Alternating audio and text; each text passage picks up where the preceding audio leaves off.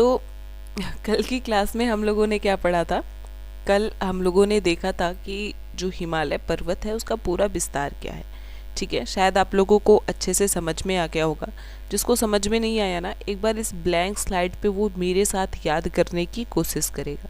ठीक है, जैसे सबसे पहले आपको क्या याद करना है, सीधा कुछ मैप वैप नहीं ड्रॉ करना है। सबसे पहले आप नीचे के तरफ से चलोगे, क्योंकि हम उत्तर भारत में रहते हैं, उत्तर से चलेंगे।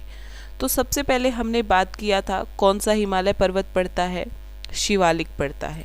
ठीक है, बीच में कौन सा हिमालय पड़ेगा, मध्य हिमालय। मेरे बोलने से पहले आप लोग कॉपी में लिख लो। फिर इसके बाद ऊपर का कौन सा हिमालय है, ये है बृहद हिमालय। ठीक है, बृहद हिमालय है, या इसे हम हिमाद्री के नाम से भी जानते हैं।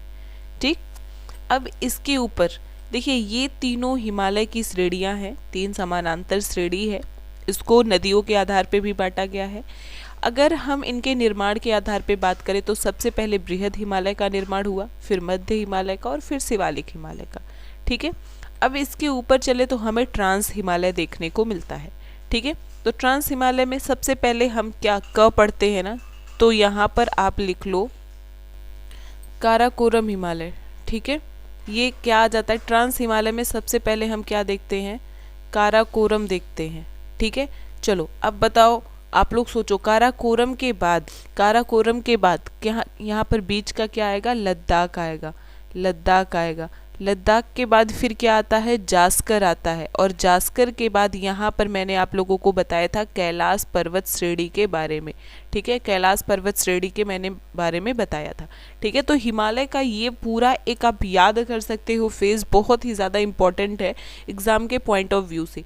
मैंने आपको साथ में ये भी बताया था कि बृहद हिमालय में ही एवरेस्ट पड़ता है। ठीक है, एवरेस्ट पड़ता है, लेकिन आप ये सोच लो कि ये भारत में स्थित नहीं है। एवरेस्ट कहाँ पर है, ये नेपाल में स्थित है।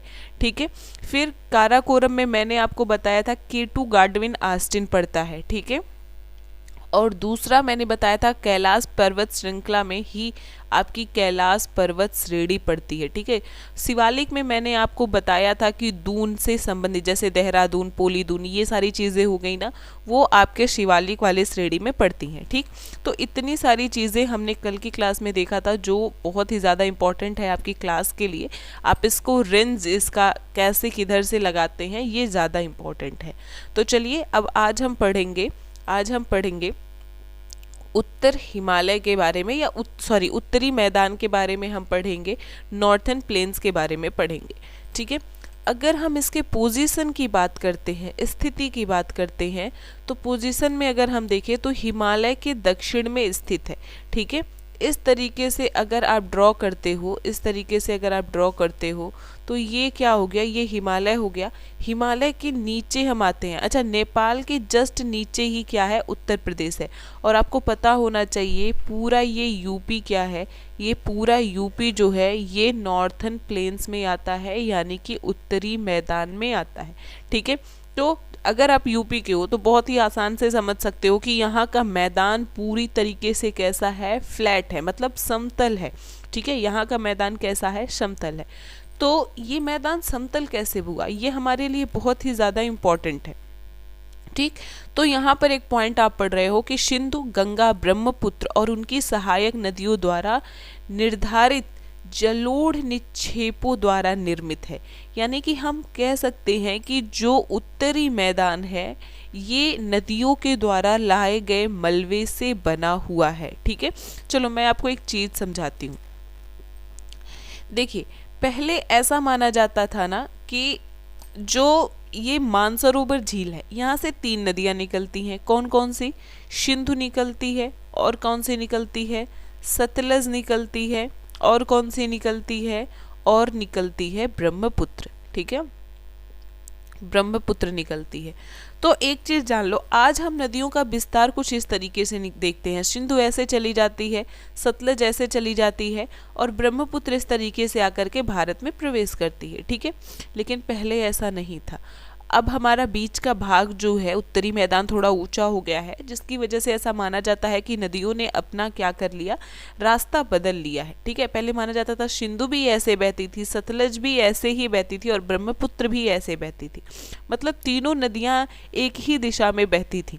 ठीक, और जैसे जैसे अपना जो निक्षेपण है, जो कह सकते हैं मृदा का निक्षेपण है, वो जब करना स्टार्ट की तो ये क्या हो जाएगा, ये भाग ऊंचा हो जाएगा। ठीक है, कोई ज़रूरी नहीं है बहुत ऊंचा हो, थोड़ा सा भी ऊंचा हो जाएगा तो हो सकता है कि नॉर्मल सी चीज़ है कि वहाँ पर नदी का पानी जो है वो ज़्यादा तेज़ी से नहीं चढ़ता है। ठीक है, क्योंकि ढलान अब क्या हो रहा है, कम हो रहा है, तो नदियों ने अपना रास्ता बदल लिया, ये नदियाँ इस तरीके से बहना स्टार्ट हो गई।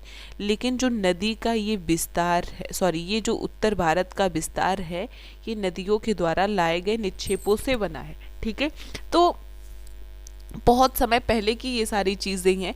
लेकिन बाद में फिर क्या हुआ, यहाँ से जो गंगा नदी बहती है, गंगा नदी के द्वारा इस मैदान को और भी अच्छे से संरचना प्रदान किया गया।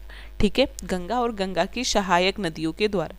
तो इसीलिए यहाँ पर ये चीज़ लिखा गया है कि जो सहायक नदियाँ हैं, गंगा, ब्रह्मपुत्र, सिंधु, इनकी जो सहायक नदियाँ हैं, इन्हीं के द्वारा ये उत्तर भारत का जो मैदान है ये निर्मित हुआ है। ठीक है, तो मैंने आपको बताया था कि ये ब्राउन वाला जो पूरा पार्ट देख रहे हैं ये हिमालय का है, एंड इसके नीचे अगर हम बात करें ये ग्रीन वाला सेक्शन, ठीक है, ये हरे वाले सेक्शन को अगर हम देखें तो ये क्या हो जाएगा, ये नॉर्थर्न प्लेन्स है। ठीक है, ये क्या है, उत्तरी भारत का मैदान है, और आप देख सकते हैं कि एक विशाल हमें क्षेत्र देखने को मिलता है।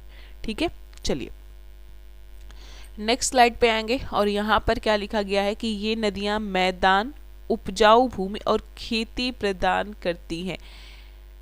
मतलब ये जो नदियाँ हैं, ठीक है, ये कैसा मैदान हमें प्राप्त करती हैं, प्रदान करती हैं, उपजाऊ और खेती के लिए हमें भूमि प्रदान करती हैं। तो जब हम खेती करेंगे हमारे पास क्या होगा, अनाज होगा, अनाज होगा तो यहाँ पर जनसंख्या अधिक होगी, जनसंख्या का उच्च संकेंद्रण देखने को मिलता है। ठीक है, यानी कि अगर हम देखें तो यहाँ की जो पॉपुलेशन है वो सबसे ज़्यादा है। ऐसा क्यों है, क्योंकि हमारे पास क्या है, खाने के लिए है। और ये पूरा एरिया अगर हम देखें तो ये 7 लाख वर्ग किलोमीटर क्षेत्र में फैला हुआ है। कितने लाख वर्ग किलोमीटर में है, 7 लाख वर्ग किलोमीटर में है। क्वेश्चन बन सकता है आपसे कि उत्तर भारत का मैदान, उत्तर भारत का समतल मैदान कितने एरिया में फैला हुआ है, तो याद रखेंगे 7 लाख वर्ग किलोमीटर के क्षेत्र में फैला हुआ है। चलिए नेक्स्ट स्लाइड पे आते हैं। लेकिन अगर हम देखें तो इस पूरे मैदान को भी कई भागों में बांट दिया गया है, खास करके 3 सेक्शन में डिवाइड किया गया है। जैसे हमने क्या किया था कि नदियों के आधार पर हिमालय को हमने बांट दिया था, कुमायूं हिमालय, नेपाल हिमालय, इस तरीके से करके ना, तो वैसे हमने मैदान को भी बांट रखा है। किस बेसिस पे बांट रखा है, ये भी नदियों के आधार पे ही अगर हम देखें तो बांटे हैं। जैसे अगर हम पंजाब के मैदान की बात करें, उत्तर भारत में आप देखोगे ना तो ऐसा नहीं सिर्फ यूपी में ही समतल मैदान है, पंजाब वाला भी क्षेत्र क्या है, उसी समतल एरिया का ही हिस्सा है। तो पंजाब मैदान जो है, उत्तरी मैदान का ये पश्चिमी भाग है, उत्तरी मैदान का ये कौन सा है, सबसे पश्चिमी भाग है ये। और ये मैदान जो है सिंधु और उसकी सहायक नदियाँ, तो सिंधु की सहायक नदी कौन कौन सी हैं, झेलम, चिनाब, रावी, ब्यास और सतलज, हमें अच्छा से पता है। इसीलिए हम क्या कहते हैं, इस पंजाब को पंजाब कहते हैं। ठीक है, क्योंकि यहाँ पर 5 नदियाँ आकर के आपस में मिलती हैं। तो इन सिंधु के 5 नदियों के कारण ही ये पंजाब मैदान का निर्माण हुआ है।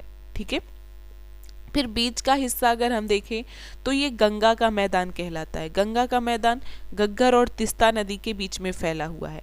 ठीक है, घग्गर और तीस्ता नदी के बीच में फैला हुआ है। और इसमें कौन कौन सा क्षेत्र आएगा, हरियाणा, दिल्ली, यूपी, बिहार, झारखंड और पश्चिम बंगाल। ठीक है, एंड इसके बाद लास्ट में अगर हम बात करें ब्रह्मपुत्र मैदान की, तो ब्रह्मपुत्र मैदान में कौन कौन आ जाएगा, असम राज्य आ जाता है। तो यहाँ से हमें एक चीज़ समझने को मिला कि हमारा जो समतल मैदान है, उत्तर भारत का जो समतल मैदान है, ये किन किन राज्यों में फैला हुआ है। याद करना बहुत आसान है, आंखें बंद करो और एक लाइन से आप पश्चिम से पूरब की तरफ चलो। पंजाब, पंजाब से क्या हम कह सकते हैं, इसके बाद हम आ जाएंगे हरियाणा। ठीक है, देखो कितना आसान है याद करना, हरियाणा पंजाब। यहीं से लगा हुआ है दिल्ली, दिल्ली से लगा हुआ है यूपी, यूपी से लगा हुआ है बिहार, बिहार से लगा हुआ है झारखंड, और यहीं से लगा हुआ है पश्चिम बंगाल। ठीक है, पश्चिम बंगाल। और जब हमें ये बहुत अच्छी तरीके से पता है कि ब्रह्मपुत्र असम से होकर के आती है, तो हम असम भी इंक्लूड कर लेंगे। ठीक है, तो अगर आपसे ये क्वेश्चन बन ले, ये क्वेश्चन पूछ ले कि उत्तर भारत का जो विशाल मैदान है वो इनमें से किन राज्य में नहीं फैला हुआ है, इनमें से किन राज्य में नहीं फैला हुआ है, तो आपको बताना बहुत ही आसान होगा, क्योंकि यहाँ से कॉन्सेप्ट आपका क्लियर हो गया होगा। ठीक है, पंजाब मैदान की बात करें तो सिर्फ पंजाब में आ जाएंगे, और ब्रह्मपुत्र मैदान की बात करें तो सिर्फ हम असम वाले क्षेत्र में आ जाएंगे। बाकी जो बचेगा ये गंगा का मैदान हो जाता है। चलिए नेक्स्ट स्लाइड पर आते हैं, और यहाँ पर सबसे ज़्यादा इम्पोर्टेंट टॉपिक जो एग्ज़ाम में बहुत ही ज़्यादा क्वेश्चन बनता है। ठीक है, तो क्या है, ऊंचाई बिंदु में भिन्नता के अनुसार उत्तरी मैदान को 4 क्षेत्रों में विभाजित किया जा सकता है। मेरी बात को सुनिएगा, लिखा गया है ऊंचाई भिन्नता के कारण। अब मैम आपने तो बोला कि पूरा मैदान समतल है, बिल्कुल मैंने ये बोला। ठीक है, चलिए आप अपने घर को थोड़ा सा इमेजिन करो, आपके घर का जो फ्लोर होता है समतल ही है ना, ऐसा तो नहीं ना है कि आप उबड़ खाबड़ पूरा बना रखे हो, एकदम प्लेन है। लेकिन आप ये बताओ, कहीं पर आपको सीढ़ियाँ भी मिलेंगी, कहीं पर आपको ऐसे ढलान स्लॉप भी मिलेंगे। ठीक है, कहीं पर किचन में आपने क्या किया होगा, थोड़ा सा ऊपर इस तरह से रैक बनवा रखा होगा। मतलब कि समतल होने के बाद भी कहीं ना कहीं उसमें कुछ चीज़ें उच्चावच हैं, मतलब ज़मीन जो है थोड़ा ऊंचाई और थोड़ा नीचे देखने को मिलता है। ठीक है, तो जब हम देखते हैं समतल मैदान, भारत का पूरा उत्तरी भारत का समतल मैदान देखते हैं ना, तो ये भी ऊंचाई भिन्नता के अनुसार इसे भी हमने 4 भागों में बांट रखा है। ऊंचाई भिन्नता के आधार पे कितने भागों में बांट रखा है, 4 भागों में बांट रखा है। कौन कौन सा, भाबर, तराई, फिर क्या है भांगर है, और फिर खादर है। ठीक है, अब इस चीज को सुनिएगा, मेरी बात को ध्यान से सुनिएगा। पहला क्या है, भाबर।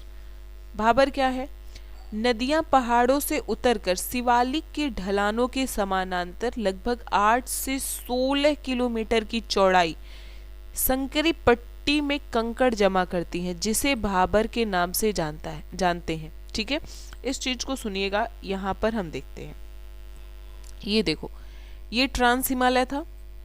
देखिए यहाँ पर क्या हमें मिला, ट्रांस हिमालय, हिमालय, और हिमालय के जब हम आगे आए तो यहाँ पर हमें शिवालिक हिमालय मिला। ठीक है, शिवालिक हिमालय के लिए मैंने आपको बताया था कि ये असंगठित है। क्या है, असंगठित है, मतलब ये अभी फिक्स नहीं हुआ है बहुत अच्छे से, ये पूरी तरीके से क्या हुआ है, पूरी तरीके से जम नहीं गया है। मतलब अभी ये क्या हो रहा है कि अगर हम चाहे ना तो हवा चलेगी तो उड़ेगा।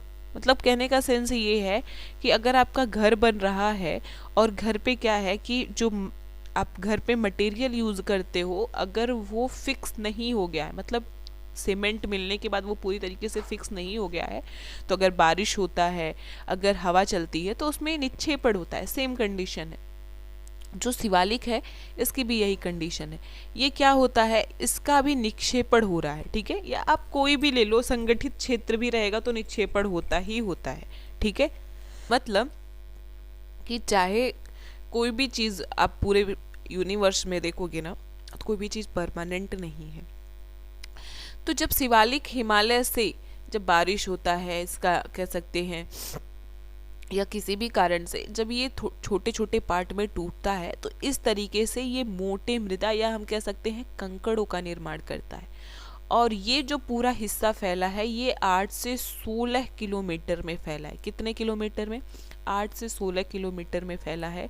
इसी एरिया को भाबर कहते हैं। क्या कहते हैं? भाबर कहते हैं। और याद रखेंगे कि जो नदियाँ होती हैं इसमें विलुप्त हो जाती हैं। नदियाँ क्या होती हैं? विलुप्त हो जाती हैं, गायब हो जाती हैं। जब नदी उतरेगी ना तो नदी यहाँ जब पत्थरों में आकर के चलना शुरू करती है तो दिखाई नहीं पड़ती है। ठीक है, तो भाबर वाला शायद कॉन्सेप्ट आप लोगों को क्लियर हो गया होगा। ठीक है, देखिए यहाँ पर लिखा गया है इस भाबर पेटी में सभी धाराएं विलीन हो जाती हैं। ठीक है, चलिए नेक्स्ट आते हैं। अगला क्या है फिर? तराई। तराई क्या है? धाराएं और नदी फिर से मिलती हैं और एक गीला दलदली क्षेत्र बनाती हैं जिसे तराई के नाम से जानते हैं। ठीक है, यहाँ देखते हैं। इसके आगे आएंगे तो अब ये पत्थर जो है घिस करके और टूटेगा। ठीक है, तो छोटे छोटे पार्टिकल में आएगा। मतलब इस तरीके से इससे थोड़े छोटे ये कंकड़ के रूप में हमें देखने को मिलेगा। और नदियाँ यहाँ पर आकर के क्या होती हैं? हमें दिखाई देने लगती हैं। ठीक है, अच्छा ये बताओ, अगर आप बड़े बड़े पत्थर को रखे हो, ठीक है, बड़े बड़े पत्थर को रखे हो, इसमें पानी डाल दो, क्या ये पत्थर गीला मैदान बना देगा? नहीं। लेकिन अगर आपने ऐसे पत्थरों को रखा है, मतलब पत्थर कहने का सेंस मतलब है कि ये बहुत छोटे छोटे पार्टिकल में टूट चुके हैं। ठीक है, अब ये मिट्टी का रूप ले रहे हैं। आपको पता होगा कि जो मिट्टी है ना ये पत्थर से, पत्तियों से, ह्यूमस से, इस तरीके से बनता है। तो अब ये पत्थर छोटे छोटे भागों में टूटा। तो अब भाई अब नदी जब आएगी, पानी जब इस पे पड़ेगा तो ये गीला होगा कि नहीं होगा? बिल्कुल होगा, दलदली एरिया पूरा बनाएगा। ठीक है, नदियाँ यहाँ पर दिखाई देने लगती हैं और इस क्षेत्र को हम क्या कहते हैं? तराई कहते हैं। ठीक है, तो पहले आया भाबर, भाबर के बाद आया तराई। अब तराई के बाद आएगा बांगर। ठीक है, भांगर के नाम से भी कहीं कहीं जानते हैं और बांगर भी इसे कहते हैं। ठीक है, बांगर कहते हैं। अब देखिए यहाँ पे क्या दिया है? उत्तरी मैदान का सबसे बड़ा पुरानी जलोढ़ से बना यह नदियों के बाढ़ के मैदानों के ऊपर स्थित है और एक छत जैसी विशेषता पेश करता है जिसे भांगर के नाम से जानते हैं। भांगर क्षेत्र में मिट्टी में कैल्शियम जमा होता है और इसे कंकड़ के रूप में जाना जाता है। ठीक है, देखिए भांगर का सिंपल सा मतलब है, एक सिंपल सा अर्थ है कि ये जो है पुरानी जलोढ़ है। क्या है? पुरानी जलोढ़ है। मैम पुरानी जलोढ़ कहने का मतलब क्या है? जलोढ़ का मतलब है नदियों के द्वारा बहा करके लाई गई मृदा। एक बार लाई, ठीक है, तो ये मृदा अभी क्या है? अभी ये नई है, लेकिन अगली बार फिर नदी अपने साथ मृदा बहा करके लाई। ठीक है, तो अब इसके ऊपर एक दूसरा लेयर वो लगाएगी, तो नीचे वाला लेयर क्या हो जाएगा? ये पुरानी जलोढ़ कहलाएगा। ठीक है, तो अब ये स्थिति यहाँ पर नहीं हो रही। मेरी बात को सुनिएगा। नदी आ रही थी, भाबर में आई, तराई में आई, अब ये चल रही है आगे। तो अपने साथ जो अब मिट्टी क्या करेगी? कटाव तो कर रही है वो, तो कटाव करते करते वो मिट्टी एक जगह जमा करना स्टार्ट की। ठीक है, जमा करना स्टार्ट की।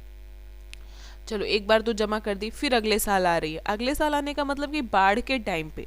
ठीक है, वैसे भी मिट्टी लाती है लेकिन कम लाती है, लेकिन जब बाढ़ का मौसम होता है ना, बारिश का सीजन होता है, तो ज़्यादा मृदा ले आती है। तो अगली बार जब मृदा फिर ले आएगी ना, तो ये मैदान तो ऊंचा हो गया था, वो थोड़ा सा रास्ता बदल देगी, थोड़ा सा रास्ता बदल करके आगे वो बढ़ गई। तो जब वो आगे बढ़ गई ना, तो कहीं और वो मृदा को निक्षेपित करेगी, यहाँ पर कम मृदा निक्षेपित करेगी। तो जो पिछले साल जहाँ पर उसने मिट्टी को छोड़ा था वो एरिया बांगर हो जाता है, और जहाँ पर इस साल उसने मृदा छोड़ा था वो एरिया क्या हो जाता है? खादर हो जाता है। यानी कि पुरानी जलोढ़ मृदा को हम बांगर और नवीन जलोढ़ मृदा को हम क्या कहते हैं? खादर कहते हैं। ठीक है, क्या कहते हैं? खादर कहते हैं। देखिए यहाँ पर इस पॉइंट को लिखा गया है। तो शायद ये चीज़ें आपको समझ में आ गई होंगी। याद करने के लिए मैं फिर से बता दे रही हूँ। आप इसे मान लो कि ये हमारा शिवालिक हो गया, पहाड़ मान लो। ठीक है, तो पहाड़ों से ही नदी आ रही है, पहाड़ों से नदी आएगी तो पहले हमें बड़ा कंकड़ मिलेगा, फिर हमें उससे थोड़ा छोटा कंकड़ मिलेगा। ठीक है, तो ये क्या हो जाएगा, सबसे पहले जहाँ पर नदी अपना पूरा का पूरा मृदा निक्षेपित करती है उसे हम क्या कहते हैं, जल्दी से आप लोग सोच लो, तब तक मैं पूरा फिगर ड्रा कर देती हूँ। फिर ये हो गया, फिर उसके बाद छोटे छोटे और पार्टिकल होंगे, लेकिन ये थोड़ा ऊंचाई पर हो जाएंगे, और फिर और छोटे छोटे पार्टिकल हो जाएंगे। तो ये 4 स्टेप हो जाता है उच्चावच की दृष्टि से अगर हम देखें। ठीक है, बिल्कुल। तो पहला क्या हो जाएगा, पहला हो जाएगा भावर। क्या हो जाएगा, भावर। फिर दूसरा क्या हो जाता है, दूसरा जल्दी से सोच लो आप लोग, दूसरा हो जाता है तराई। दूसरा क्या हो जाता है, तराई। फिर तीसरा क्या हो जाएगा, तीसरा हो जाएगा बांगर। क्या हो जाएगा, बांगर। एंड लास्ट में इसके बाद खादर। ठीक है, खादर क्या है, नवीन जलोढ़ मृदा। बांगर क्या है, पुरानी जलोढ़ मृदा। तराई क्या है, यहाँ पर नदियाँ पुनः दिखाई पड़ती हैं। ठीक है, और ये एक तरीके का दलदली मैदान है, दलदली क्षेत्र है। और भाबर क्या है, नदियाँ यहाँ पर विलुप्त हो जाती हैं। नदियाँ क्या होती हैं, विलुप्त हो जाती हैं। तो शायद ये वाला पूरा कॉन्सेप्ट आप लोगों के समझ में आ गया होगा। ठीक है, तो अब अगली स्लाइड पे मूव करते हैं। हमने क्या क्या पढ़ लिया, हिमालय हमने पढ़ लिया, उत्तरी भारत का मैदान पढ़ लिया।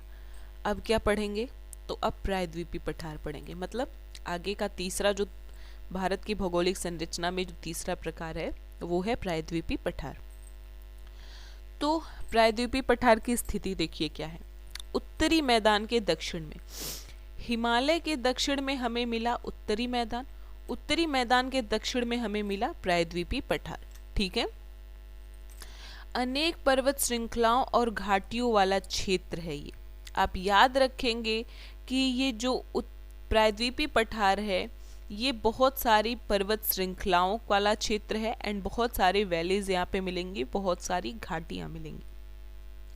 इसी क्षेत्र में अगर हम देखें तो अरावली हिल जो है ये सबसे पुरानी रेंज मानी जाती है, ओल्डेस्ट रेंज मानी जाती है पूरे विश्व में।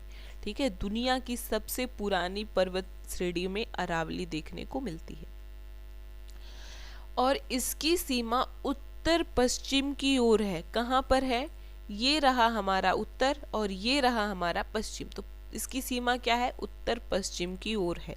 ठीक है, इस चीज को याद रखेंगे। आगे हम देखें अगर, तो उसी प्रायद्वीपीय पठार में हमें विंध्य की श्रेणी देखने को मिलती है, एंड सतपुड़ा पर्वतमाला भी देखने को मिलता है। ठीक है, हमारे माइंड में जब अभी नदी हम पढ़ेंगे ना, तो अगर ये कॉन्सेप्ट नहीं क्लियर रहता है तो बहुत ज़्यादा दिक्कत होती है।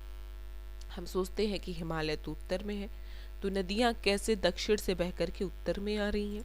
इसका रीज़न है, ऐसा नहीं है, प्रायद्वीपीय पठार जो है पूरा पठार है। यहाँ पर हमें बहुत सारी पर्वत श्रृंखलाएं भी देखने को मिलती हैं, जिसमें मैंने 3 नाम आपको तुरंत बता दिया।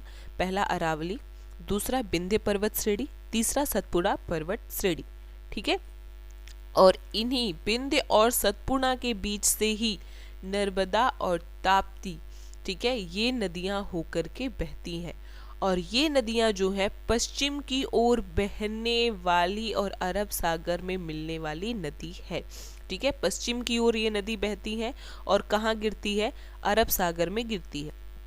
चूंकि हिमालय के बारे में हम बात कर रहे थे, तो हिमालय इस तरीके से उत्तर से आ रहा था और फिर कहाँ जा रही थी, ये वे ऑफ बंगाल में गिर जा रही थी। ठीक है, यानी कि बंगाल की खाड़ी में जा रही थी। लेकिन नर्मदा और ताप्ती कहाँ जाएंगे, ये जाएंगे अरब सागर में, मतलब पश्चिम की ओर।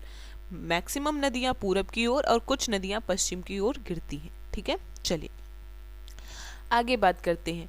पश्चिम घाट या सह्याद्री की सीमा पश्चिम में पठार और पूर्वी घाट पूर्वी सीमा प्रदान करता है। ठीक, कहने का क्या मतलब है, कहने का ये मतलब है कि अच्छा, इससे आप शायद ना समझ पाओ, मैं थोड़ा सा ब्लैंक स्लाइड लेती हूँ। देखिए, अगर मैं इसे मान लूँ कि ये हमारा प्रायद्वीपीय पठार है, ठीक है, क्या है, प्रायद्वीपीय पठार है, तो यहाँ पर आपको अरावली देखने को मिलेगी, विंध्य और सतपुड़ा श्रेणी ऐसे देखने को मिलती है। ठीक है, और इन्हीं के बीच में नर्मदा और ताप्ती नदियाँ बहती हैं, जो कहाँ जाकर के गिरती हैं, ये आपका अरब सागर है, अरब सागर में जाकर के मिलती है। ठीक है, अब इस प्रायद्वीपीय पठार की अगर हम सीमा की बात करें, तो ये हमारा पश्चिमी घाट है। कौन सा घाट है? ये हमारा पश्चिमी घाट है, पश्चिम की ओर है। और ये क्या है? ये पूर्वी घाट है, ये पूरब की ओर है। ठीक है, तो ये वाला एरिया, ये पूरा बीच का क्षेत्र क्या हो जाएगा? ये प्रायद्वीपीय पठार हो जाएगा। यानी कि कहने का सेंस ये है कि पश्चिम का घाट और पूरब का घाट, इसका एक बाहरी सीमा है। ठीक है, बाहरी सीमा है। आगे लिखा गया है कोयला और लौह अयस्क जैसे खनिजों से भरपूर है ये पूरा क्षेत्र। ठीक है, यानी कि प्रायद्वीपीय पठार में हमें खनिज ज्यादा मिलते हैं। तो कौन से खनिज यहाँ देखने को ज्यादा मिलेंगे? कोयला और लौह अयस्क हमें देखने को मिलते हैं। ठीक है, पुरानी क्रिस्टलीय आग्नेय और मेटामॉर्फिक चट्टानों से बना एक टेबल लैंड है। इस चीज को समझिएगा। हम मानते हैं कि जो हमारा प्रायद्वीपीय पठार है ये गोंडवाना लैंड का हिस्सा है। किसका है? गोंडवाना लैंड का हिस्सा है। गोंडवाना लैंड के बारे में हम ये भी जानते हैं कि ये पूरी तरीके से क्या था?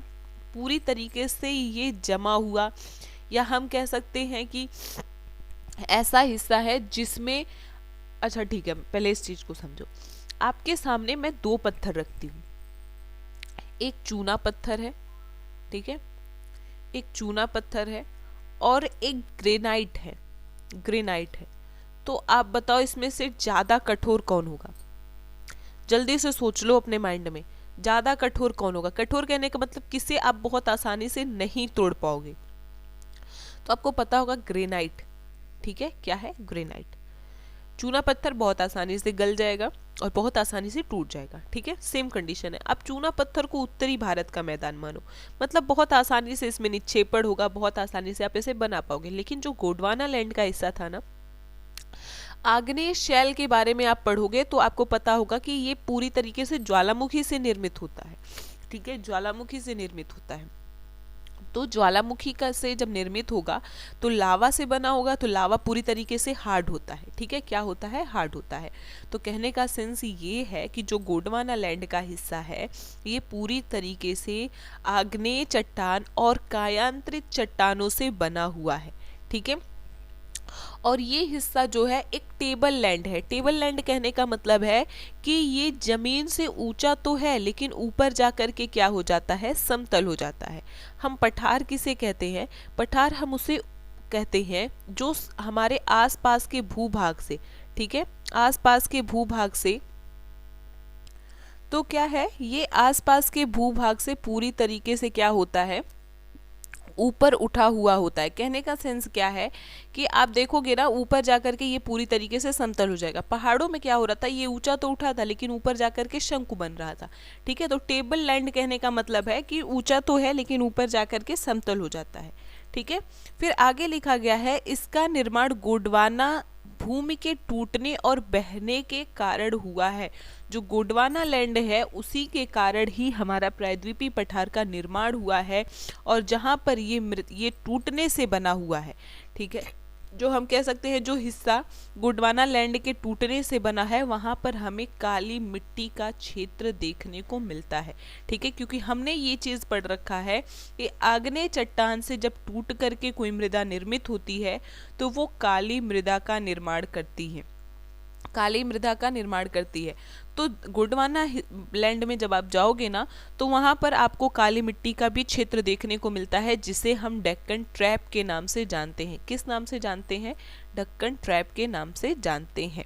ठीक है, चलिए अब यहाँ पर हम इसे देखेंगे। इसे आप शायद बहुत अच्छे से नहीं समझ पाओगे। देखो, अच्छा इसे थोड़ा इस तरीके से बताते हैं। ये पूरा जो हिस्सा आप देख रहे हैं ना, ये पूरा हिस्सा, ये क्या है? ये है हमारा प्रायद्वीपीय पठार। क्या है? प्रायद्वीपीय पठार है। ठीक है, और इसी प्रायद्वीपीय पठार में आपको यहाँ पर देखने को मिल रहा है डेक्कन ट्रैप।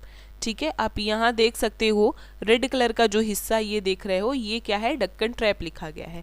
तो प्रायद्वीपीय पठार ये गोंडवाना लैंड का हिस्सा है। ठीक है, और इन्हीं के टूटने से इस मैदान का निर्माण हुआ है जिसे डेक्कन ट्रैप के नाम से जानते हैं। यानी कि ये क्षेत्र जो है ये काली मृदा से निर्मित है। हम ये भी जानते हैं कि यहाँ पर कपास की खेती बहुत अच्छी से होती है। ठीक है, किसकी खेती होती है? कपास की जो खेती होती है ये बहुत अच्छी तरीके से होती है। ठीक है, चलिए नेक्स्ट स्लाइड पे आते हैं और यहाँ पर पढ़ेंगे कि इस पठार के भी 2 भाग हैं। इस पठार के कितने भाग हैं? 2 भाग हैं। कौन कौन से 2 भाग हैं? तो प्रायद्वीपीय पठार का वह भाग जो नर्मदा नदी के उत्तर में स्थित है, नर्मदा नदी के कहाँ पर स्थित है? उत्तर में स्थित है, उसे हम मालवा पठार के एक बड़े क्षेत्र को कवर करता है। ठीक है, देखिए अब इस चीज को समझने की कोशिश करिएगा। अभी हम मैप के थ्रू समझेंगे, बट अभी यहाँ पे जानो, नर्मदा नदी के उत्तर में, नर्मदा नदी हो गई और इसके उत्तर में जो क्षेत्र हमें देखने को मिलता है मालवा पठार के एक बड़े क्षेत्र को कवर करता है। मध्य उच्च भूमि के रूप से ये जाना जाता है। इसे हम किस नाम से जानेंगे? मध्य उच्च भूमि के नाम से जानते हैं। इस पठार के पूरब की ओर विस्तार को स्थानीय रूप से बुंदेलखंड और बघेलखंड के नाम से जानते हैं। यानी कि ये रही नर्मदा नदी, नर्मदा नदी के उत्तर में जाएंगे तो ये मालवा का पठार है। मालवा के पठार को उच्च भूमि के नाम से भी जानते हैं और स्थानीय रूप से इसके पूर्वी विस्तार को बुंदेलखंड और बघेलखंड के नाम से जानते हैं। नाम आपने सुना होगा बुंदेलखंड और बघेलखंड के बारे में। ठीक है, यहाँ से आप समझ सकते हो।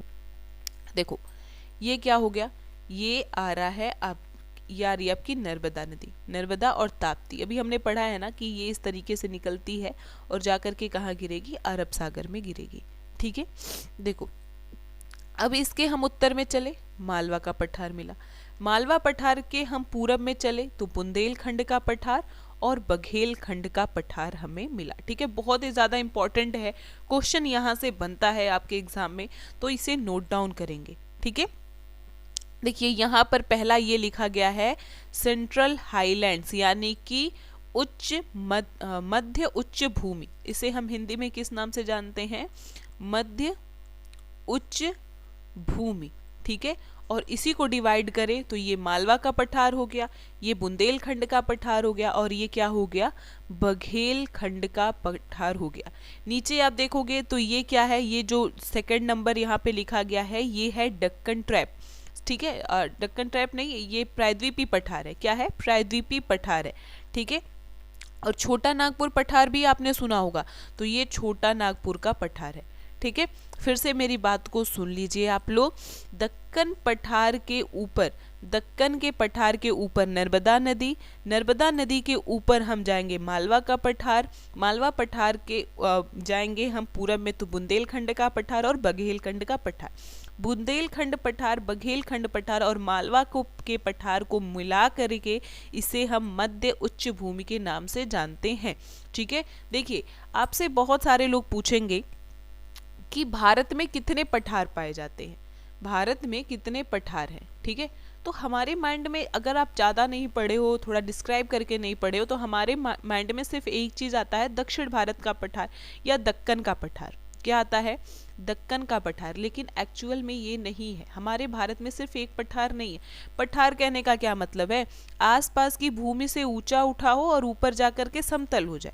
ठीक है, तो भारत में ऐसे बहुत सारे पठार हैं जो आपके सामने स्क्रीन पर आपको दिख रहे हैं, और ये चीज़ आप जान लो कि ये आपके एग्ज़ाम में क्वेश्चन बनते हैं और बहुत ही ज़्यादा इम्पॉर्टेंट होते हैं। ठीक है, चलिए तो इस पॉइंट को आप चाहो तो स्क्रीनशॉट ले लो, नोट डाउन कर लेना, फिगर बना लेना, मैप। ठीक है, चलिए तो आगे हम देखेंगे, अब हम देखेंगे दक्कन का पठार। दक्कन का पठार क्या है? यह एक त्रिकोण भूभाग है जो नर्मदा नदी के दक्षिण में स्थित है। ये नर्मदा नदी है, नर्मदा नदी के उत्तर में मालवा का पठार, नर्मदा नदी के दक्षिण में दक्कन का पठार। दक्कन का पठार अगर हम देखें तो इस पठार का विस्तार पूर्वोत्तर में दिखाई देता है, जिसे मेघालय, कार्बी, आंग्लो पठार और उत्तरी कछार पहाड़ियों के नाम से जाना जाता है। ठीक है, एक एक पॉइंट बहुत ज़्यादा इंपॉर्टेंट है। पश्चिमी घाट, पूर्वी घाट क्रमशः दक्कन पठार के पश्चिमी और पूर्वी किनारे हैं। ये समझाने वाली बात नहीं है, नॉर्मल सी चीज़ है। पश्चिम की तरफ जाएंगे तो पश्चिमी घाट, पूरब की तरफ आएंगे तो पूर्वी घाट। ये पश्चिम और पूरब के क्या हैं? किनारे हैं दक्कन के पठार के। और दक्कन के पठार का अगर आप पूर्वोत्तर विस्तार देखोगे तो यहाँ पर आपको मेघालय का पठार, कार्बी एलोंग का पठार देखने को मिलता है। ठीक है, यहाँ से आप समझ सकते हो। यहाँ मेघालय का पठार है, ठीक है, तेलंगाना का पठार, छोटा नागपुर का पठार, ये दक्कन पठार का क्या है, हिस्सा माने जाते हैं। चलिए तो आप यहाँ देख सकते हो, ये देखिए, ये आपको दक्कन प्लेटू देखने को मिल रहा है, मतलब ये क्या है, ये हमारा प्रायद्वीपीय पठार है या दक्कन का पठार है, इस तरीके से हम कर सकते हैं। ये हमारा वेस्टर्न घाट है यानी कि पश्चिमी घाट, ये पूर्वी घाट। देखो पश्चिमी घाट और पूर्वी घाट को थोड़ा हाईलाइट दिखाया गया है, इसलिए हाईलाइट दिखाया गया है क्योंकि ये भूमि ऊंची है, ठीक है, ये क्या है, ये पर्वत है, यहाँ पर ये पहाड़ियाँ हैं यहाँ पर।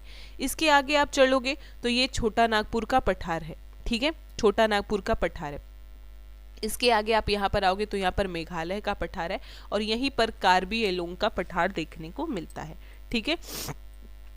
और आगे जब आप पढ़ोगे ना तो यहाँ पे दक्कन आपको एक मालवा गैप करके मिलेगा, ठीक है, मालदा गैप करके मिलता है। छोटा नागपुर पठार और मेघालय पठार के बीच में हमें एक बड़ा हिस्सा गैप का देखने को मिलता है, जिसे मालदा गैप के नाम से जानते हैं। ये बहुत हाई लेवल की चीज़ें हैं, एग्जाम में शायद बन जाए लेकिन मुश्किल है, ठीक है। चलिए यहाँ पर समझ सकते हैं, ये भारत में स्थित पठार की है। यहाँ देख सकते हैं बुंदेलखंड का पठार हो गया, बघेलखंड का पठार, मालवा का पठार, दक्कन का पठार, तेलंगाना का पठार, कर्नाटक का पठार, छोटा नागपुर पठार, मेघालय पठार और कच्छ का पठार, ठीक है। यानी कि अगर हम प्रायद्वीपीय भारत की बात करें, प्रायद्वीपीय भारत की बात करें तो ये वाला हिस्सा होता है और इस हिस्से को भी कई पार्ट में डिवाइड किया गया। जैसे हम ओवरऑल हिमालय बोलते हैं, लेकिन हिमालय को भी हमने कई भाग में पढ़ा ना, उसी तरीके से हम प्रायद्वीपीय पठार बोलते हैं, लेकिन प्रायद्वीपीय पठार के भी इस तरह से कई हिस्से देखने को मिलते हैं, ठीक है। बहुत ही ज़्यादा इंपॉर्टेंट है, नोट डाउन करिएगा आप अपने इसे कॉपी में। चलिए, और इसके बाद यहाँ देख सकते हो ये पूरा एरिया जो चौथे नंबर का ये दिख रहा है थोड़ा ऑरेंज कलर में, ये पूरा हमारा दक्षिण भारत का हिस्सा कहलाता है, ठीक है। ये पूरा दक्षिण भारत का हिस्सा है, या इसे हम क्या बोलते हैं, प्रायद्वीपीय पठार का क्षेत्र बोलते हैं, ठीक है। चलिए, आप यहाँ देख सकते हो ये अरावली रेंज आपको देखने को मिलेगा। अरावली रेंज मैंने इसलिए इस तरह से अलग लगा रखा है ताकि आपकी समझ में आए कि अरावली सच में कहाँ पर है। देखिए, ये गुजरात हो गया, गुजरात के आप आगे बढ़ोगे ना, देखो गुजरात में थोड़ा सा विस्तार हमें अरावली का देखने को मिलता है, राजस्थान में पूरा विस्तार है, थोड़ा सा हरियाणा में देखने को मिलता है, ठीक है। और यहाँ पर अगर आप देखोगे तो दिल्ली का जो क्षेत्र है ये भी अरावली में आता है। मैंने एक चीज़ बहुत अच्छे से शायद आप लोग को बता रखा है या आपको पता होगा कि जो राष्ट्रपति भवन है ना, वो कहाँ पर स्थित है, आप इसे पता करना तो आपको ये अरावली के पर्वत पर ही देखने को मिलेगा, ठीक है। अरावली की ही श्रेणी या अरावली का एक भाग है जहाँ पर ये राष्ट्रपति भवन स्थित है। तो ये विस्तार हो गया पश्चिम से उत्तर की ओर अरावली का, ठीक। अच्छा, ये भी चीज़ याद रखना कि राजस्थान, हम जब राजस्थान का एक नाम सुनते हैं तो हमें लगता है कि ये पूरा भाग सूखा है। एग्जैक्टली अगर हम बात करें ना तो ये पूरा भाग सूखा नहीं है। अरावली के अगर आप थोड़ा सा इस साइड देखो तो ये एरिया पूरी तरीके से क्या है, मैं इसे इस तरह से कर रही हूँ पूरा रेड, ये हिस्सा क्या है, ये राजस्थान का ही हिस्सा है और ये हिस्सा हरा भरा है, ठीक है। ये हिस्सा क्या है, हरा भरा है। अरावली के बाद का जो ये एरिया हमें देखने को मिलता है, ये हिस्सा जो है ये थोड़ा सूखा है, ठीक है। और जो थार का मरुस्थल पड़ता है वो कुछ यहाँ पर पड़ता है, ठीक। चलिए अगले स्लाइड पे, और यहाँ पर आपका आ गया इंडियन डिजर्ट, और इसे हम अपनी अगली क्लास में पढ़ेंगे। फिर कल की क्लास में ये ख़त्म हो जाएगा। भारतीय रेगिस्तान के बाद हमें देखने को मिलेगा तटीय मैदान और बहुत सारी चीज़ें हैं, ठीक है। तो इसे हम कल की क्लास में पढ़ेंगे और आज के लिए बस हम इतना ही रखते हैं, ठीक है।